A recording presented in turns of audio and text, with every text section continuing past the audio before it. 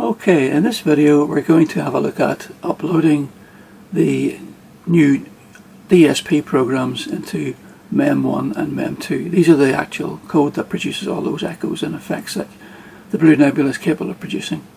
So here we have our Blue Nebula. It's been updated to version 5, which is important because version 5 Librarian will not communicate with it unless the Blue Nebula is updated to version 5.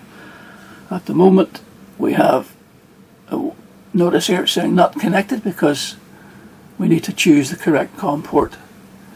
Again, if you've only the one COM port, which is your Blue Nebula, you may find it's already connected for you, but here we go. Click on the COM port list and choose the COM port that your Blue Nebula is attached to. In my case it's COM3. The Blue Nebula will reboot. You see there, version 5 firmware.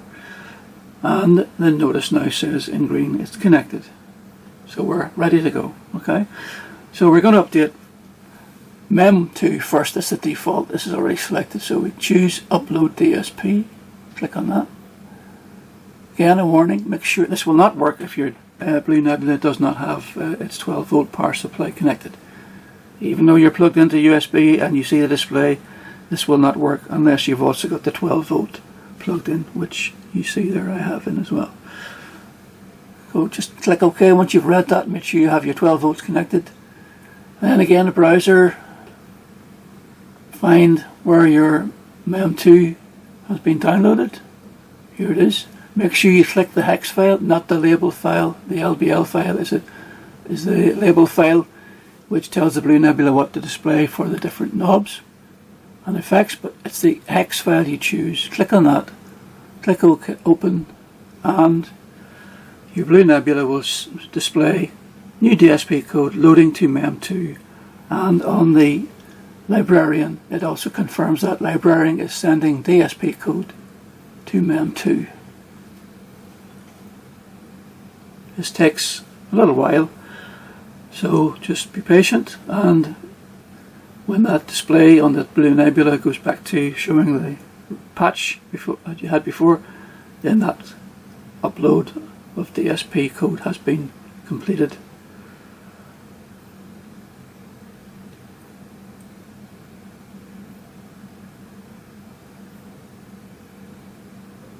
If you're just uploading the MEM2 and not the MEM1, you must reboot the Blue Nebula by disconnecting both the USB cable and the power.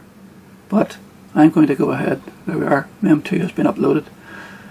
I'm going to go ahead and do MEM1 now, but note on the Librarian program that it is now recorded that the last code that I uploaded to MEM2 is BNV500-MEM2, so hex.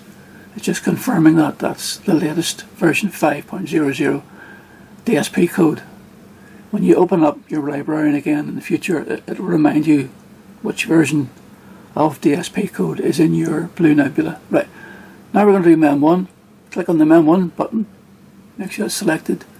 Click on the upload DSP button. Again, warns you to remind you that you must have your power connected. Check it. Click OK. Go to your download of MEM1. Here's mine.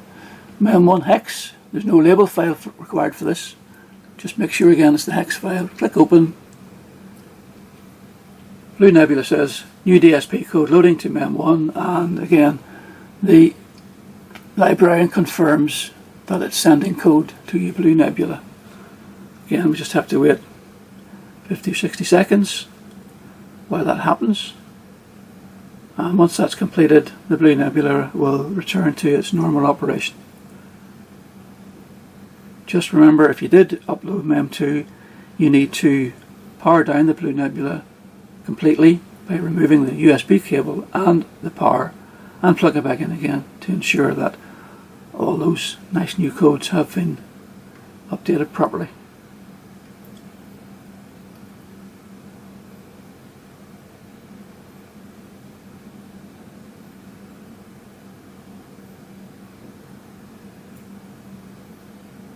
And there we are, back to normal operation. The new codes will have been uploaded, and of course will take effect if you have used those in your patches.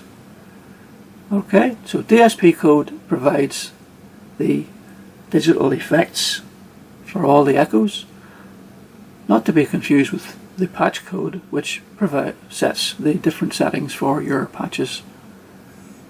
Thanks for watching, and enjoy your Blue Nebula.